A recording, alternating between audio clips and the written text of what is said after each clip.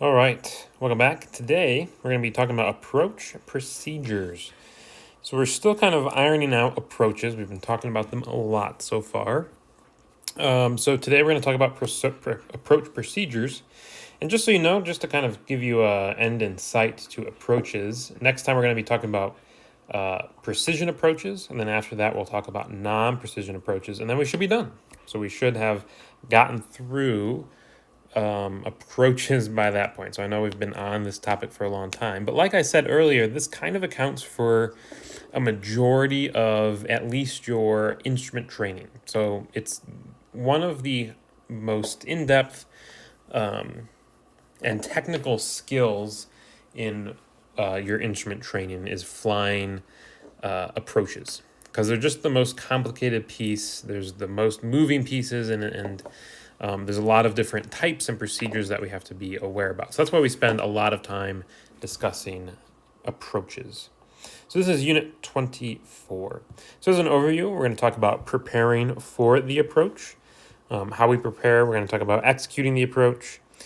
Then we're going to talk about the differences between a straight-in approach, a circling approach, as well as sidestepping for an approach, as well as what to do if ATC gives you radar vectors to an approach, and then how to fly a missed approach. The objective, the student will understand how to prepare for an instrument approach, determine how to obtain clearances for an instrument approach, understand how to execute a straight-in, sidestep, and circling instrument approach, describe considerations unique to radar vectors, and understand how to conduct a missed approach.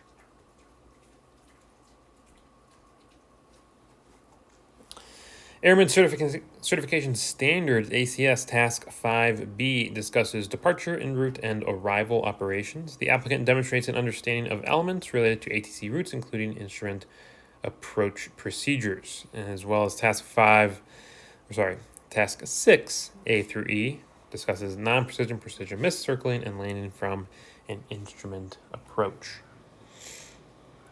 Here are our references, again, same as last time. IFH, Instrument Flying Handbook, chapters 1, 9, and 10. Instrument Procedures Handbook, chapters 4, discussing approaches, and the AIM, chapter 5. So let's discuss preparing for an approach, the ABCs, we like to call them. So like with anything else in aviation, we like to have acronyms and things to help us remember what we should be doing during different phases of flight. So ABCs helps us remember what to do when we are preparing. So this is before the approach, when we are preparing to fly that approach. So A, what does A stand for? That stands for your ATIS, AWOS, or ASOS. Think of weather. So this is getting your weather information. Obviously, this is important. One of the most important pieces of flying an approach is, do I have the weather minimums to make the approach? So that's why you would pull up an approach plate. You would look at what are the minimums for that approach, and then you would look at the weather. Does the cloud height and the visibility allow you to land under these weather conditions? So first things you would do is always make sure you know what is the approach in use. Which approach has ATC told you to expect? Which approach do you plan to use? And so that's what you want to be aware of what approach is in use.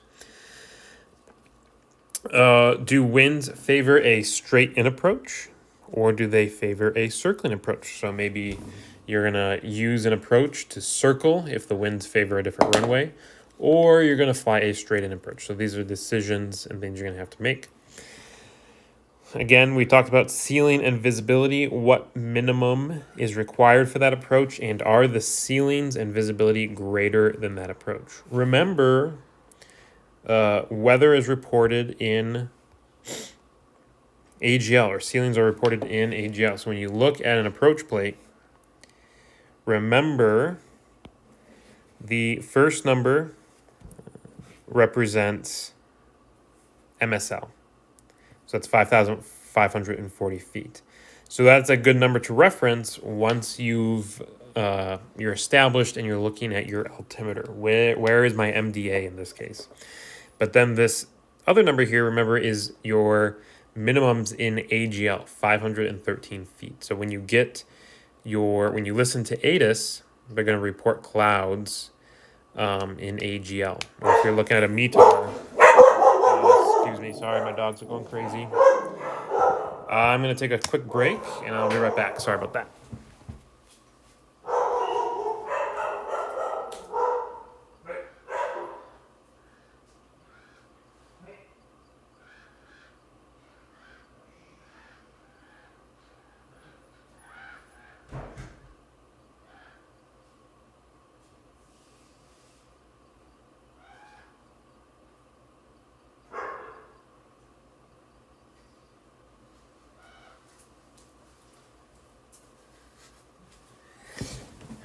Sorry, I'm working from home right now, and sometimes my dogs see things that make them excited. So if you're hearing this part right now, it means I have zero ability to edit a video, as I was unable to edit that part out.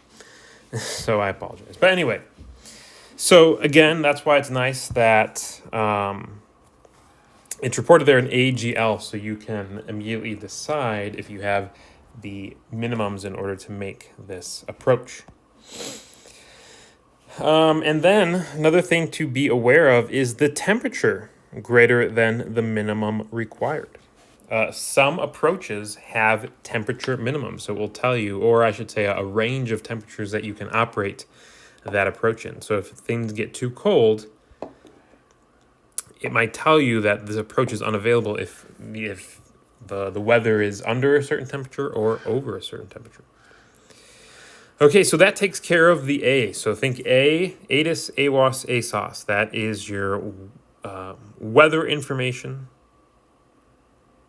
Figuring out, can I make this approach based on weather conditions? Next, for B, we have brief the approach.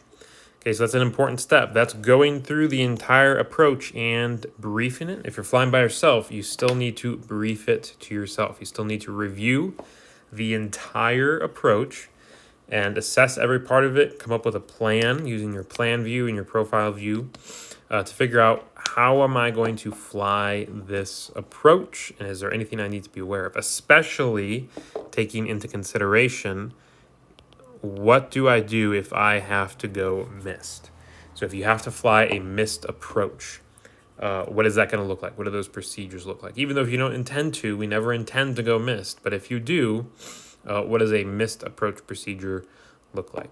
And then finally, then you would take care of your checklists and make sure you get a clearance for that approach. Okay, so those are your ABCs. This is preparing to fly that approach.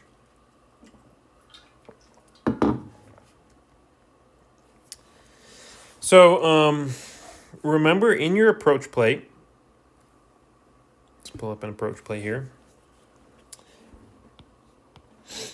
You have what's really convenient is you have all of your frequencies. So make sure whoever you're talking to, so you're going to listen, you're going to listen to ATIS. In this case, this is the VOR-12 into Prescott. You'd probably be talking to Phoenix Approach Control. Then you're eventually going to talk to Tower. And then after that, you're going to talk to ground control. So make sure that you're prepared. Either you have all of these frequencies pre-programmed in. So think in your Cessna 172, you can have up to 4 frequencies pre-entered. So in theory, there's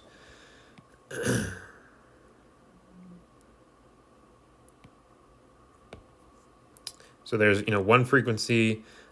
Phoenix Approach is going to be your second frequency, Tower is going to be your third, and then ground control is going to be your fourth. So in that case, you could have all of your frequencies that you're going to use preloaded. So instead of dialing these in during the approach, you're just going to press just a button to get them active. So keep that in mind. That's something that's going to be very useful. This is all about preparing. The more you're prepared to fly an approach, the easier it's going to be. The last thing you want to be doing is as you're on in the final segment down here, the last thing you want to be doing is dialing in tower manually. You should have it already preset, so all you have to do is press a button and you can talk. Okay, so that goes with setting comms. And then you also want to set your nav. So when it comes to nav frequencies, in this case, this is the VOR runway 12. So we're tuned into the Drake VOR 114.1. Let's say we were doing, let's pull up the ILS into Prescott. Yeah, so if we're doing this ILS approach, in this case, we have a couple of frequencies we need to have tuned in. One would be the localizer, so that's 108.5. But then also we're probably going to be using the Drake VOR, so that's 114.1. So make sure you have your nav frequencies set appropriately if you're doing an approach that has more than one nav aid. So it's very important. So set your nav frequencies. If you are flying a GPS approach, and even if you're not, remember you can always use your GPS as an overlay. So let's say we're flying this approach. We're doing the ILS into 2 and left. So I'm primarily relying on my VHF receiver for this approach. But I can still plug it into my GPS and it will give me an overlay. So it will give me, essentially the GPS will just tell me how to fly this approach. It pre-programs every step of it in. So it's really convenient. So that's why I highly encourage, even if you're doing a VOR or an ILS approach, still use the GPS and the G1000 as an overlay. So as an additional aid to help with situational awareness. Make sure you set your CDI. So make sure you have your CDI set to the appropriate courses, depending on what phase you're in. So for example, if you're using a localizer, make sure you're dialed into 208. So you have the correct localizer course set in. And then you want to make sure you set any altitude bugs. So every time you pass a fix and you're supposed to begin descending. So like, let's say we pass Crotty here, right? My next altitude I'm descending down to is 7,900. So I would bug that altitude so that way I know where I'm descending to, as well as headings. Anytime you're flying a heading, make sure you bug your heading so you know where your heading is. And then, if necessary, program any FMS or if you're flying with autopilot, make sure you set your autopilot to help you fly that approach. So whether you want to just use the flight director to give you guidance, or if you want autopilot to fully fly the plane, make sure you know how those systems work and make sure they're set up appropriately for the approach.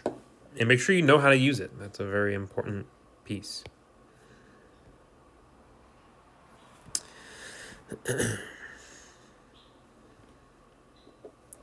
So also in preparing for the approach, expect TRACON or center, whoever you're talking to give you a clearance. To fly an approach, a lot of times, when you get your initial clearance, so like when you're on the ground at your starting airport, you get cleared to an airport. They haven't cleared you for an approach. So you need to be cleared to fly a specific approach. So at a certain point en route, they're going to either be vectoring you in or having you fly to various fixes or waypoints. And at some point they will tell you, you are cleared to fly the VOR runway 12 approach into Prescott. So you will be cleared a specific approach. So don't fly an approach until you have been specifically cleared to. Then make sure as the approach is beginning, you reduce speed as appropriately. So once you descend below 10,000 feet, you need to be below 250 knots. Reduce speed under Class Bravo or Class Charlie Delta airspace to 200 knots. Again, this is just something you're not, this is more, at this point in your training, this is more of a memory aid, something you need to remember for future because you're not getting these speeds in the Cessna 172. So it's just something you're going to forget. You're never going to have to really worry about reducing speeds because you're not going that fast. But once you get into more sophisticated aircraft, the Diamond and on, you'll have to remember that piece of the puzzle that you do need to be reducing speeds. And then reduce speed as necessary to begin each segment at the recommended airspeed. And always maintain last assigned altitude until you're cleared for the approach or on an established segment of the published route. Okay, so always maintain your last assigned altitude until you get cleared, because once you're cleared for an approach, they expect you to be flying that approach with the published altitudes.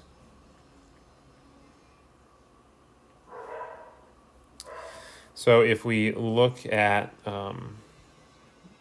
say, the ILS here for runway 21 left, so if you were cleared this approach via Drake, so let's say you came down the 305 degree radial.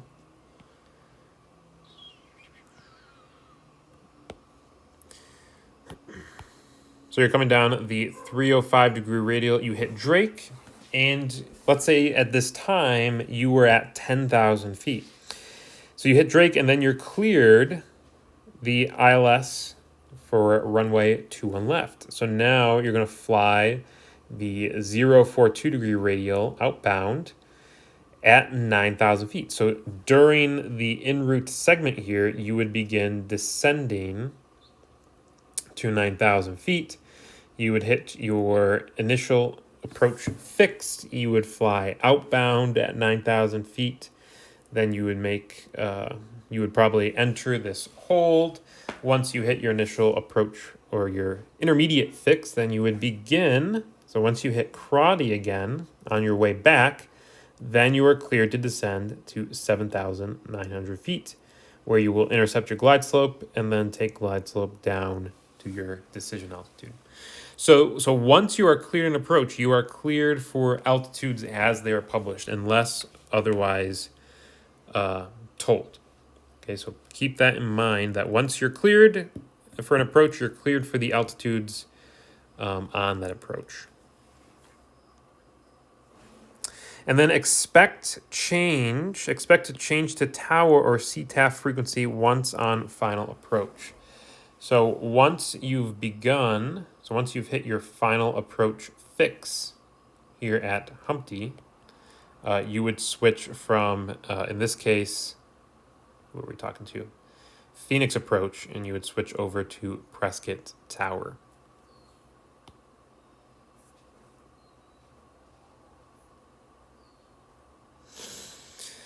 All right, now let's talk about the different approach procedures depending on what you intend to do. So first off, let's get that out of the way. The most likely, what you will end up doing most of the time are straight-in approaches. So flying straight in, just as it says, you will land on a runway that is published in the procedure title. So looking at this example here, we have the ILS or localizer runway 33 right. So in this case, if we're cleared straight in, we are cleared for runway 33 right. That is the runway we are cleared to land on. Sometimes, though, airports will have parallel runways in operation. So again, there's that straight in runway 33 right for the ILS. This hashtag just means that there's a note in the briefing section. So that's all that means. Kind of like an asterisk. But anyway, so now let's say we're given a sidestep. You can see that there is a separate set of minimums for a sidestep into a parallel runway. So in this case, this approach procedure, this ILS is set up for runway 33 right. But you can also sidestep and land on runway 33 left. You'll notice that the minimums are much higher, almost twice as high as the regular ILS. So if it's busy and the minimums are accepting, ATC might clear you to sidestep onto a different runway. So you want to sidestep as soon as runway or runway environment is in sight. So you would sidestep for, in this case, runway 33 left. And then finally, there's circling. That's where you circle to land on a different runway. Let's try to get these markings out of the way. So this is where you circle to land on a different runway again. Wind, landing distance, and operational specifications can all be taken into consideration for reasons you might want to land on a different runway, whether it's the opposite end of the runway or a different runway altogether. I remember it was pretty common when I was training at Embry-Riddle. I would often do, flight instructors will also often have you do the VOR runway 12 and then have you circle to land for runway 21 left. So you would enter the traffic pattern for runway 21 left once they told you to take off the hood. So something to keep in mind, there are always a lot of options when it comes to approaches. So you can always do a VOR approach here. If you intend to land on a different runway, you would just have to use circling minimums. And always keep in mind, the farther you get from a precision approach, the higher, minimums should always go up. So a precision approach is always going to have minimums that are about 200 feet AGL. Non-precision approaches, the minimums are going to increase. And then something like circling, the minimums are going to increase even more. Something to keep in mind, that if you want to do something like a circling approach, you need to have good minimums to do that. And then finally, sometimes ATC can also give you radar vectors to a final approach, especially if you're using the ILS. I always felt like when I would fly the ILS, it was almost, the procedure almost never mattered. What was published, I felt like when I did these in practice, when I would go to different airports on my cross countries, it seemed like I would never fly the ILS by myself. ATC would always vector me into the ILS. So the way to think about it is the ILS acts like a giant net. So you think you have this signal coming out, the localizer signal. So think of it like a big net. And all ATC has to do is just vector you in so that you intercept that net and that you can fly the rest of the course down.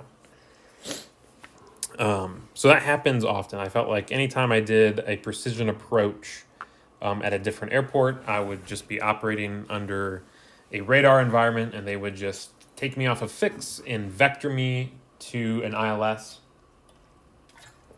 And then I would come in and land. So that happens often,